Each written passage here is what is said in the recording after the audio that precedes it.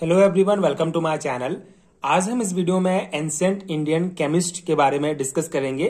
BSc first semester chemistry के syllabus में ancient Indian chemist उनके कंट्रीब्यूशन एंड बुक्स सिलेबस में दिया गया है। पिछले वीडियो में हमने दो महत्वपूर्ण एंशिएंट इंडियन केमिस्ट के बारे में डिस्कस किया, जो है आचार्य नागार्जुन और महर्षि कणाद के बारे में। उनके जो इंपॉर्टेंट कंट्रीब्यूशन थे, जो बुक्स थे, उनको मैंने डिटेल में समझाया है, एक प्रॉपर नोट्स आपको प्रोवाइड किया है। आज हम इस वीडियो में जो बाकी सिलेबस में जो केमिस्ट दिए गए हैं, जैसे कि वाघभट्ट, गोविंदाचार्य, यशोधर, रामचंद्र, सोमदेव, गोपाल भट्ट, उनका जो बेसिक पॉइंट्स है उसको हम डिस्कस करेंगे। एक प्रॉपर नोट्स आपको प्रोवाइड करूंगा जो डेफिनेटली आपके बीएससी सेमेस्टर एग्जाम्स के लिए हेल्पफुल होगा। स्टार्ट करते हैं वाघभट्ट से। वाघभट्ट आयुर्वेद के प्रमुख आचार्यों में से एक थे, जिन्हें चरक और सुश्रुत के साथ आयुर्वेद के त्रिदोष में गिना जाता है। ठीक है, तो ये एक इंपॉर्टेंट पॉइंट है।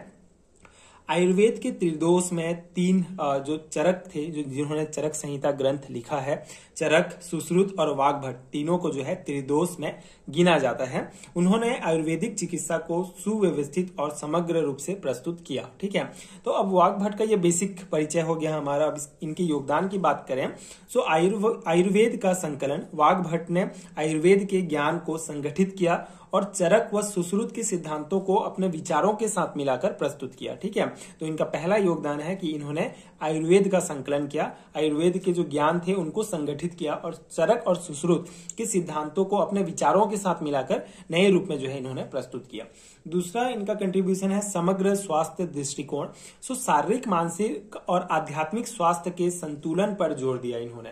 ठीक है, शारीरिक, मानसिक और आध्यात्मिक स्वास्थ्य के संतुलन पर जोर दिया। इसके अलावा निवारक चिकित्सा, दिनचर्या और ऋतुचर्या पर बल देकर रोगों की रोकथाम के लिए जीवन शैली के नियम बताए हैं। ठीक है, फोर्थ इनका जो पॉइंट है, जो योगदान है, वो है विस्तृत चिकित्सा विवरण। रोगों, उनके उपचार और जड़ी बूटियों, खनिजों के उपयोग का विस्तृत वर्णन किया गया है। तो ये कुछ इनके महत्वपूर्ण कंट्रीब्यूशंस थे केमिस्ट्री में। ठीक है, हम यहाँ पे एंशिएंट इंडियन केमिस्ट के बारे में डिस्कस कर रहे हैं। Chemistry in ancient India unit पढ़ रहे हैं, तो आपको इन सभी जो भी केमिस्ट थे, इनका केमिस्ट्री में क्या योगदान है, केमिस्ट्री में ही आपका आयुर्वेद भी आ जाता है, तो वो सभी हम यहाँ पे डिस्कस करेंगे। तो ये हमारे वाघभट्ट जो थे, केमिस्ट थे, उनका महत्वपूर्ण योगदान हो गया। अब इनकी प्रमुख कृतियों के बारे में बात करें, जो मेजर वर्क है इनके, वो पहला है अष्टांग हृदय। आयुर्वेद के 8 अंगों पर केंद्रित है ये अष्टांग हृदय। यह एक संक्षिप्त और व्यवहारिक ग्रंथ है जो आज भी अध्ययन और चिकित्सा में उपयोग होता है। ठीक है, तो अष्टांग हृदय आयुर्वेद के 8 अंगों पर केंद्रित है, जो एक संक्षिप्त और व्यवहारिक ग्रंथ है। ठीक है, जो आज भी अध्ययन में उपयोगी है। ठीक है, दूसरा है अष्टांग संग्रह, अधिक विस्तृत ग्रंथ है जिसमें आयुर्वेद के 8 अंगों का गहन अध्ययन और विस्तृत व्याख्या है। अष्टांग हृदय में जो है आयुर्वेद के 8 अंगों के बारे में है, उनका संक्षिप्त जो है विवरण उसमें दिया गया है, लेकिन अष्टांग संग्रह में जो है अधिक विस्तृत ग्रंथ है। इसमें भी आयुर्वेद के 8 अंगों का गहन अध्ययन और उसका विस्तृत व्याख्या इसमें किया गया है। तो ये दो इनके प्रमुख जो है कृतियां थी, जो आपको याद रखना है। दूसरे हमारे केमिस्ट हैं गोविंदाचार्य, जो सिलेबस में दिया गया है। तो गोविंदाचार्य की अगर हम बात करें तो द्वैत वेदांत परंपरा के एक महत्वपूर्ण विद्वान और दार्शनिक थे, जो माधवाचार्य द्वारा स्थापित की गई थी।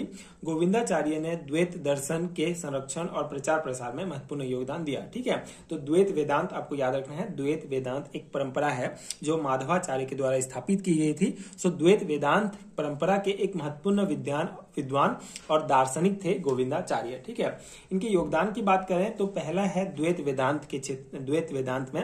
गोविंदाचार्य द्वैत वेदांत के समर्थक थे, जो आत्मा, ठीक है, जीव और परमात्मा जो है विष्णु के बीच स्पष्ट भेद का प्रतिपादन करते हैं। ठीक है, करता है। गोविंदाचार्य द्वैत वेदांत के समर्थक थे। तो ये जो द्वैत वेदांत है वो क्या है, आत्मा और परमात्मा के बीच में स्पष्ट भेद का प्रतिपादन करता है, तो उसके समर्थक थे गोविंदाचार्य। वेदांतिक ग्रंथों पर टीकाएं मतलब क्या होता है? टीकाएं मतलब क्या होता है, बेसिकली ऐसा विचार, ऐसा कोई भी विचार जो लिखा गया है वो पुराने ग्रंथों के ऊपर जो है टिका हो, उनके उनके जो पुराने ग्रंथ होंगे, जैसे कोई भी कुछ लिख रहा है, टीकाएं लिख रहा है, तो उसका मतलब ये है कि वो जो लिखा है, जो उसका विचार है, वो पुराने ग्रंथों से जो है इंस्पायर है, ठीक है, उससे आधारित है। तो उन्होंने माधवाचार्य की शिक्षाओं को स्पष्ट करने और विस्तार से समझाने के लिए टीकाएं और ग्रंथ लिखे, जिससे द्वैत दर्शन को समझना आसान हुआ, ठीक है। तो उन्होंने टीकाएं लिखे माधवाचार्य की शिक्षाओं को स्पष्ट करने के लिए और विस्तार से समझाने के लिए ये टीकाएं लिखे हैं, ठीक है। वेदांतिक ग्रंथों पर टीकाएं। तीसरा इनका योगदान है शिक्षा और प्रचार। तो गोविंदाचार्य ने द्वैत वेदांत के सिद्धांतों को विद्यार्थियों और अनुयायियों के बीच फैलाने में महत्वपूर्ण भूमिका निभाई, जिससे इस परंपरा की निरंतरता बनी रहे, ठीक है। तो इन्होंने बहुत ज्यादा द्वैत वेदांत का प्रचार प्रसार भी किया। इनकी प्रमुख कृतियों की बात करें तो गोविंदाचार्य की प्रमुख रचनाएं द्वैत ग्रंथों पर उनकी टीकाएं ही हैं, ठीक है। टीकाएं मतलब माधवाचार्य की शिक्षाओं को के ऊपर जो है इनकी जितने भी टीकाएं थी वो आधारित थी, ठीक है। उन्होंने जो कहा था, माधवाचार्य ने जो ग्रंथ लिखा था, उनको ही और स्पष्ट विस्तार से समझाने के लिए उन्होंने उनका सारांश टाइप से लिखा, ठीक है, टीकाएं लिखी। तो वही इनकी प्रमुख रचनाएं थी। हालांकि उनके कार्यों के शीर्षक व्यापक रूप से नहीं जाने जाते या द्वैत परंपरा के अन्य विद्वानों के कार्यों के कारण छिप गए हो सकते हैं, ठीक है। तो प्रमुख कृतियां इनकी कुछ एकदम महत्वपूर्ण कुछ नहीं है, नाम नहीं है जो आपको याद रखना है। तो ये वाग्भट, गोविंदाचार्य दो हमारे केमिस्ट हो गए। अब सिलेबस में यशोधर, रामचंद्र, सोमदेव ये सभी दिए गए हैं, बट केमिस्ट्री में इनके योगदान के लिए जो मटेरियल है वो ज्यादा नहीं है। जो कुछ इंपॉर्टेंट पॉइंट मिले हैं इन केमिस्ट से रिलेटेड, केमिस्ट्री में इनके योगदान से रिलेटेड, वो यहाँ पे मैं आपको थ्योरी पॉइंट में बता दे रहा हूँ, आप ध्यान रखेंगे। इनका कोई डिटेल नोट्स अवेलेबल नहीं हो पाया है। आगे अगर मुझे मिलता है तो डेफिनेटली मैं आपको इंडिविजुअल वीडियोस में शेयर कर दूंगा एंड प्ले लिस्ट में जोड़ दूंगा। ये जो जितने भी वीडियोस हैं chemistry in ancient India play list में आपको मिल जाएंगे, हिंदी मीडियम के सभी वीडियो। अगर आप इंग्लिश मीडियम के स्टूडेंट हैं तो इंग्लिश में भी सभी वीडियोस अवेलेबल हैं, अलग प्ले लिस्ट में आप चेक कर सकते हैं। सो यशोधर की बात करें तो यशोधर 13वीं सदी में हुए, जो ब्राह्मण जाति के थे। उनके पिता का नाम पद्मनाभ था। यशोधर ने रस प्रकाश सुधाकर ग्रंथ की रचना की, जिसमें 13 अध्याय हैं। रस प्रकाश सुधाकर ग्रंथ में पंच लवण, अम्ल, क्षार, ऊर्ध्वपातन जो होता है सब्लिमेशन, लोहा, पारा, अभ्रक तथा औषधियों के सेवन की विधि का वर्णन किया गया है, ठीक है। तो एक महत्वपूर्ण आपको चीज याद रखना है कि इन्होंने रस प्रकाश सुधाकर ग्रंथ की रचना की, जिसमें 13 अध्याय हैं, ठीक है।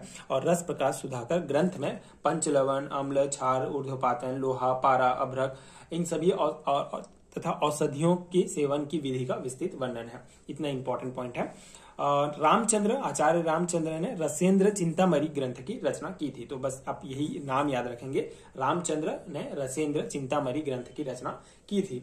सोमदेव की बात करें तो सोमदेव कश्मीर के निवासी थे, जिनका समय अनुमान 11वीं शताब्दी माना जाता है। इनके पिता का नाम राम था। इन्होंने प्रसिद्ध ग्रंथ कथा सरित सागर, या आपको याद रखना है सोमदेव केमिस्ट से रिलेटेड, की कथा सरित सागर ग्रंथ की इन्होंने रचना की थी। इसके अतिरिक्त रसेंद्र चूड़ामणि ग्रंथ की रचना भी सोमदेव ने की थी, ठीक है। तो दो नाम आप याद रखेंगे, कथा सरित सागर और रसेंद्र चूड़ामणि, जो सोमदेव के द्वारा लिखा गया था। गोपाल भट्ट हमारे जो है आखिरी एंशिएंट इंडियन केमिस्ट है जो सिलेबस में दिया गया है। तो गोपाल भट्ट से रिलेटेड कुछ इंपॉर्टेंट पॉइंट जो आपको ध्यान रखना है। प्राचीन भारत में रसायन विज्ञान के क्षेत्र में कई विद्वानों का महत्वपूर्ण योगदान रहा है। इनमें से एक प्रमुख नाम गोपाल भट्ट का है। गोपाल भट्ट ने रसायन विज्ञान में कई महत्वपूर्ण कार्य किए और उनके योगदान को आज भी सराहा जाता है।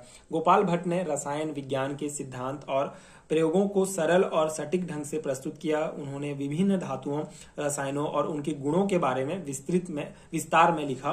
उनके कार्यों में धातुओं का शुद्धिकरण, विभिन्न धातु मिश्रणों की तैयारी, औषधियों की निर्माण प्रक्रिया और रासायनिक प्रक्रियाओं का विश्लेषण शामिल है।